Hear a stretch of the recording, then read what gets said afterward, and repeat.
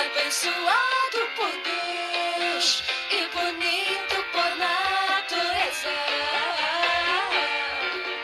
Em fevereiro tem carnaval. Eu tenho um fusco e violão. Sou Flamengo, tenho uma nega chamada Teresa.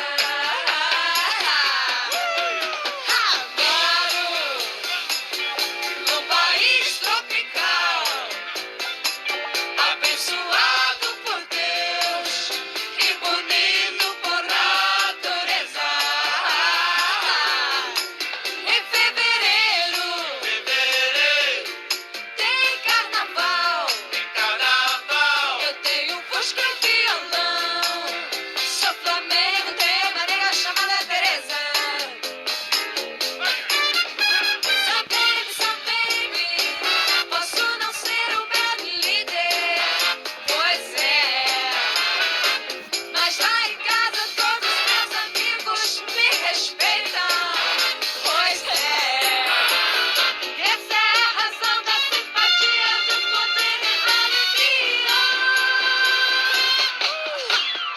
Moro no país tropical, abençoado por Deus e bonito por natureza. Em fevereiro tem carnaval. Eu tenho um fusco e violão.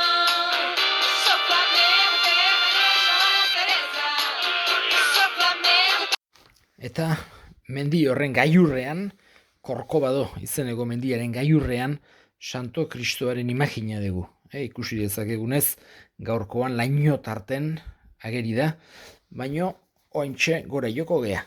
Ea bertatik hobeki ikusteko aukera daukagun. Pentsatu behar dugu gaur egun, konsideratu da dela, mundun zazpi marabiletako bat bezala.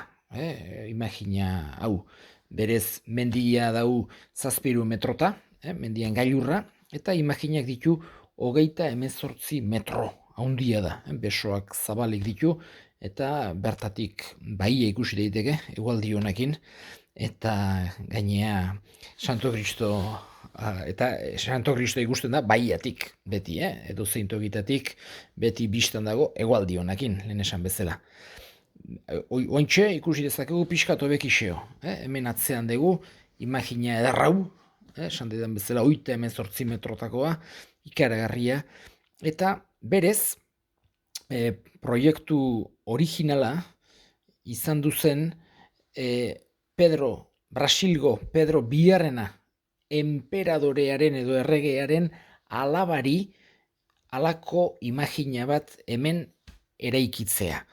Berak Brasilen esklabutzaren abolizioa gauzatu zuen eta horregatik pertsona maitatua zen momentu hartan eta egin nahi izan zioten redentora bezala halako imagina bat. Baina berak esan zuen redentore bakarra Kristo dela, salbatzaile bakarra Kristo dela. Horregatik ere Santo Kristoren azpin ikusi dezakezuenez hementxe kapilatxo bat badago. Kapilatxo honetan, tarteka mezak eta egoten die, eta jendeak ere errezatu dezake. Bisitari asko eta asko egoten die, hemengo biste izugarria delako, eta oso toki berezia delako esan dedan bezala, munduko 7 marabilen artean dugu, eta hementxe dugu, atzean beso zabalik egoten da Jesu Kristo, bere salbazioa adirazi nahi ez bezala. Hemengo imaginak batez ere, esan genezake, alderdi hori azpimarratu nahi du. Jesu Kristo eroslea dela, salbatzailea dela, redentorea dela, salbatzen gaituela. Hemen ikusi dezakegu, atzean, imagina edarrau.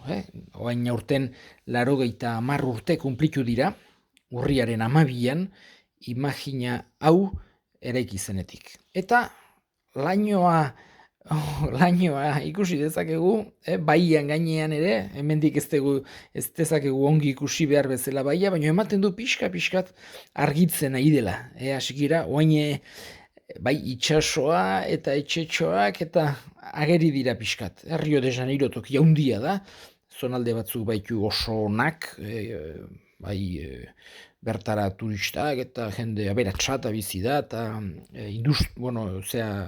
halako etxe handi ikaragarri badaude raskazieloak, eta bestetik ere favela asko, txabola asko, oso pobreak, eta bain pixka sikera ikusteko aukera eukidegu, jangoikoak ze oindigu, pixka sikera ikusteko modua, hoixe, eta hause da, Santo Kristoaren irudi edarra. Hementxe Kopakabanatik, Herrioko ontartz oso ezagun batetik, despeditzen zaituztet, atzean pande azukarra ikusten delarik. Ondo zeitu.